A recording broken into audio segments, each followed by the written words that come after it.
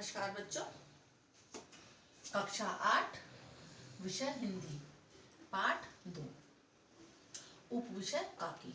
आप मेरे से तो परिचित हैं बच्चों, कल भी मैंने आप लोगों को पढ़ाया था। मैं सुमन शर्मा। काकी का अर्थ माँ। ठीक है बच्चों। संदर्भ, संदर्भ किसे कहते हैं, संदर्भ में क्या लिखा जाता है, आप लोगों को मैं ये बताती हूँ।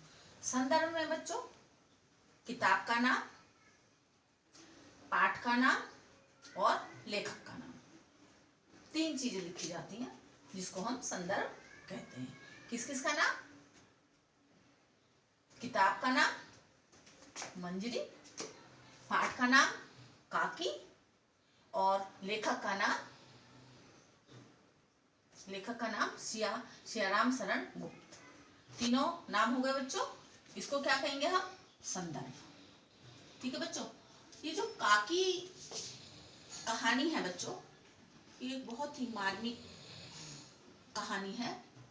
इसमें एक बहुत छोटे से बच्चा, अज्ञान अबोध बच्चा के विषय में अपनी माँ के प्रति स्नेह और प्रेम दिखाया गया है।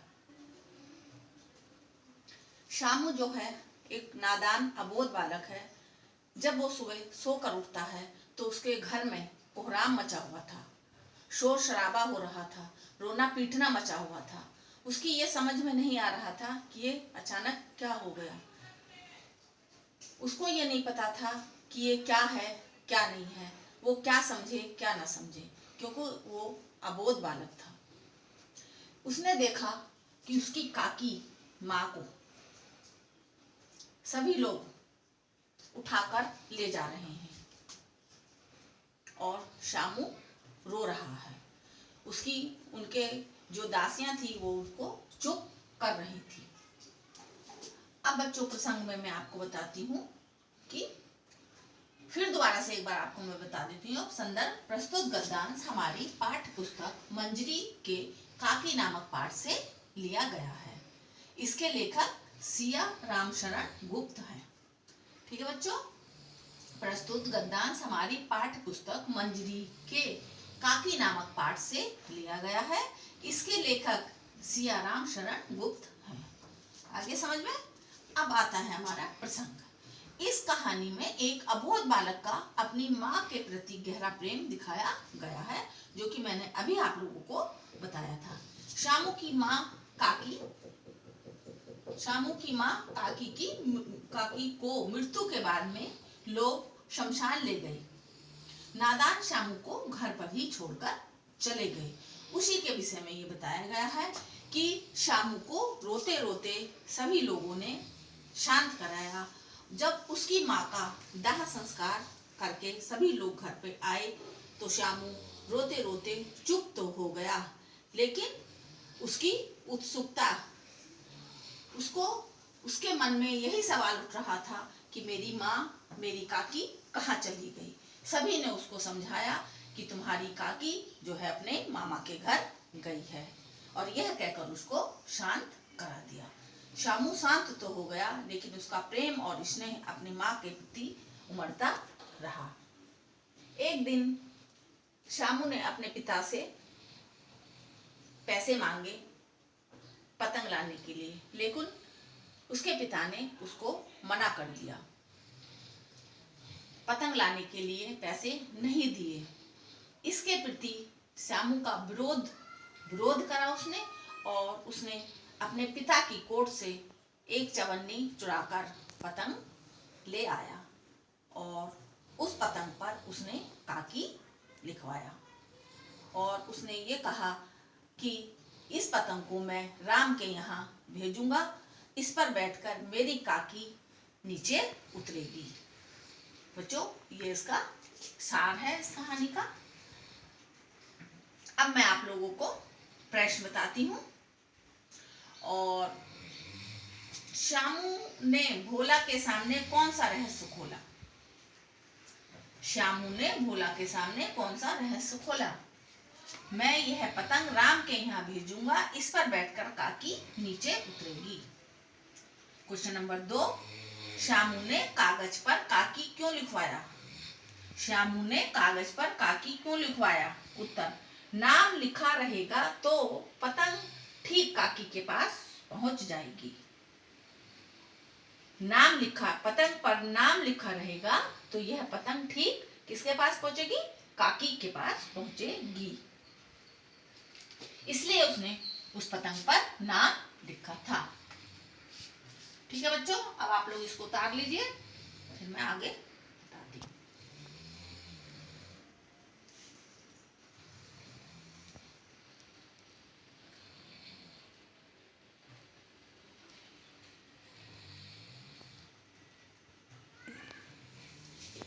चलिए बच्चों, आगे चलते हैं।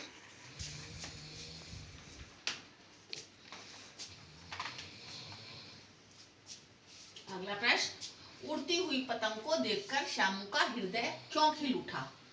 यानी कि जब उसने एक पतंग को उड़ते हुए देखा तो उसके मन में सवाल उठने लगे, उसका हृदय प्रसन्न हो गया, खुश हो गया। क्यों?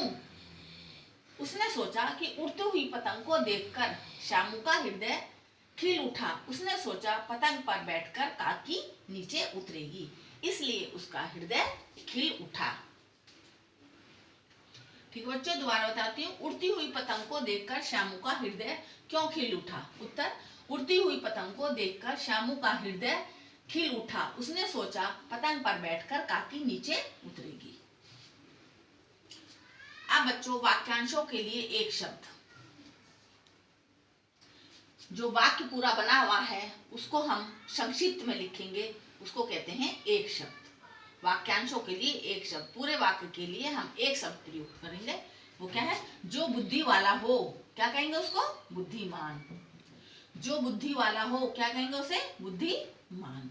जिस पर विश्वास ना किया जा सके, जिस पर विश्वास ना किया जा सके, क्या कहेंगे उसको? अविश्वसनीय। क्या कहेंगे? अविश्वसनीय। जिसका स्वर्गवास हो गया हो, स्वर्गीय। जिसका स्वर्गवास हो गया हो उसको क्या कहते हैं? स्वर्गीय। जो अपने मन को एकाग्र रखता हो, जो अपने मन को एकाग्र रखता हो यानी कि एक जगह रखता हो, उसको क्या कहेंगे? एकाग्र चित्त। क्या कहेंगे? एकाग्र चित्त। वह स्थान जहां शव को जलाया जाता हो, वह स्थान जहां शव जलाए जाते हो, क्या कहते हैं उसको बच्चों? शमशान घाट। क्या कहते हैं? शमशान घाट। अब आते हैं हम मुहावरों के अर्थ। मुहावरों के अर्थ। कुहराम मचना, बहुत शोर शराबा होना। कुहराम मचना, बहुत शोर शराबा होना। हृदय का खिलना, बहुत प्रसन्न होना। हृदय का खिलना, बहुत प्रसन्न होना। चिंता का मारा होना, परेशानी में होना। चिंता का मारा होना, परेशानी में होना। रहस्य खोलना, भेद बताना। रहस्य खोलना, भेद बताना। हत बुद्धि होना, आश्चर्यचकित होना। हत बुद्धि होना, आश्चर्यचकित होना। ठीक है बच्चों, आज बस यही समाप्त करते हैं।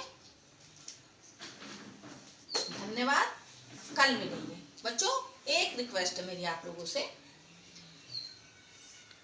कि हम 3 से 5 तक 7th और 8th के संस्कृत और हिंदी की क्लासें चलाएंगे। ठीक है बच्चों, यदि आपको कोई भी अपनी समस्या पूछनी हो, कोई कठिनाई पूछनी हो, कोई दिक्कत पूछनी हो, किसी भी क्वेश्चन का आंसर, कोई शब्दार्थ कुछ भी पूछना हो, तो आप 3 से और 5 के बीच में ही पूछेंगे।